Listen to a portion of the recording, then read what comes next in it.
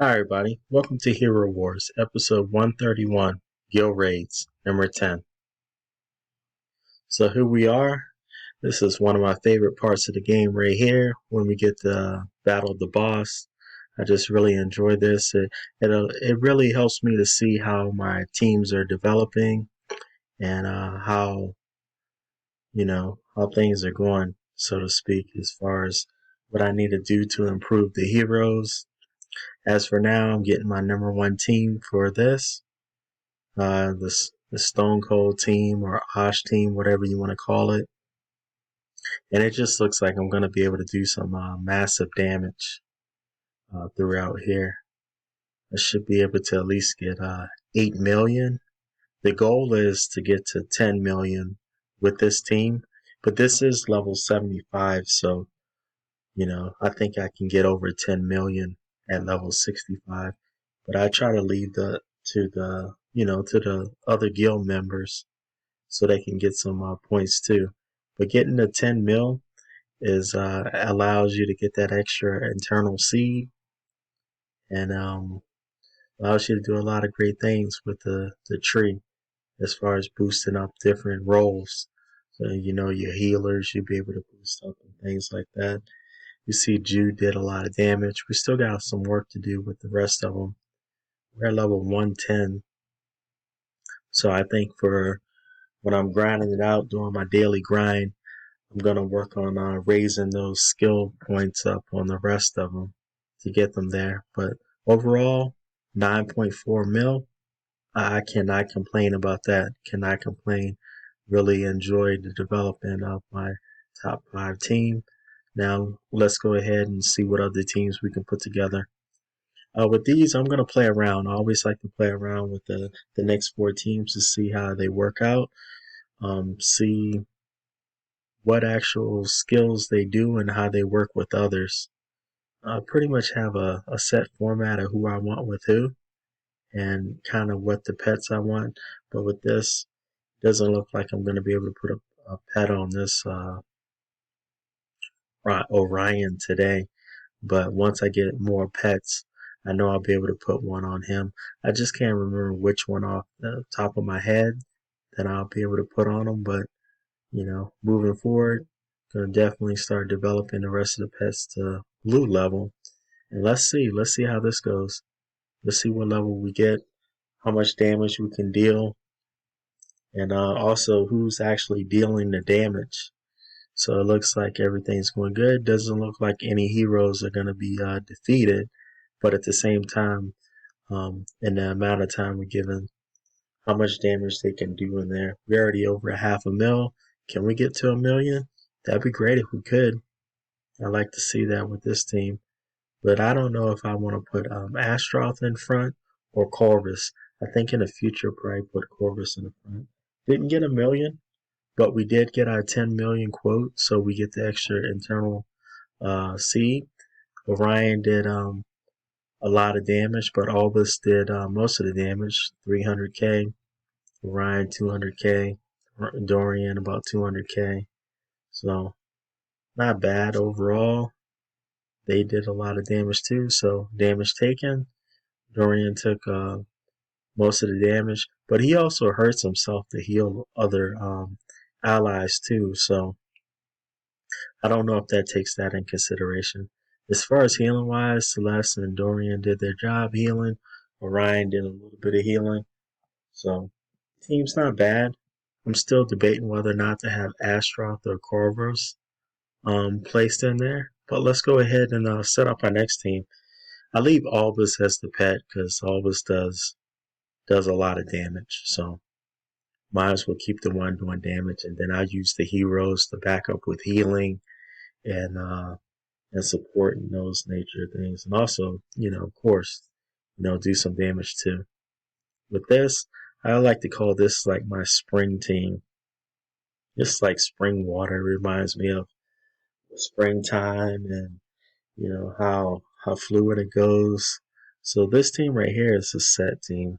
I like this team. The only person I may switch out or turn around would be Artemis, but finding the person to replace Artemis I haven't decided who to do that, but Thea, Maya, they're definitely going to stay together with Aurora and Arachne. So those are set forth for this team. Um, as far as Artemis being a marksman, she brings that extra, um, element of long range. And then you look at Arachne, she knows the warrior and the control, so you really get close and personal in there. And Maya does healing, also a mage.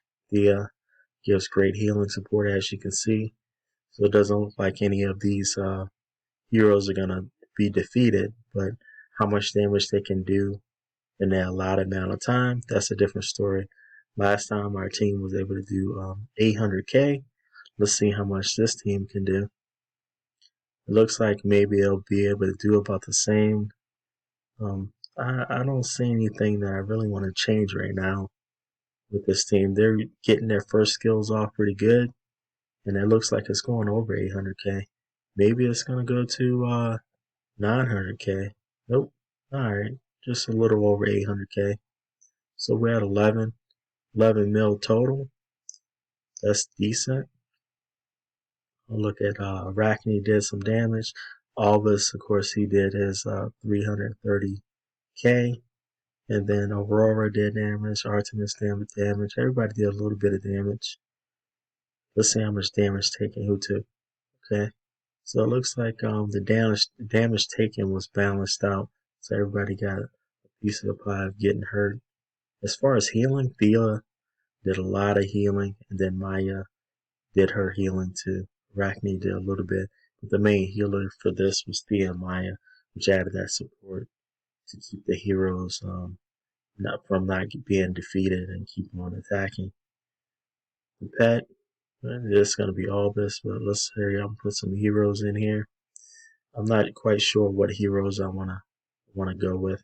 I got a lot of tanks left. For this, I got 3 tanks. I got 4 tanks total.